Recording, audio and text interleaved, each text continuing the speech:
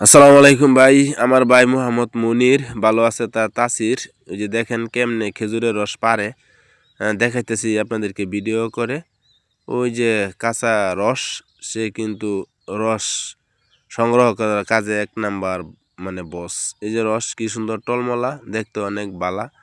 এখনো একটুকু অপরিষ্কার, এটা পরিষ্কার করা দরকার। তারপরে আপনি রাঁধতে পারবেন ক্ষীর, খেতে পারবেন অনেক মিষ্টি। এদিকে ভাই হাই সর্বনাশ, কৃষকের মাথায় হাত। কেমনে রুইব ক্ষেত, কেমনে খাইব ভাত। কুয়াশার কারণে জ্বালাই বেরসা হয়ে গেছে নষ্ট, মনে বড় কষ্ট। হ্যাঁ, পুষ মাস যায়া মাঘ মাস আয় পড়ছে, এখনো রোয়া হয় নাই ক্ষেত।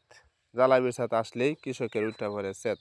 এই দেখছেন ভাই কি অবস্থা, একবারে ফুচছে গেছে জ্বালাই বেরসার গুড়া।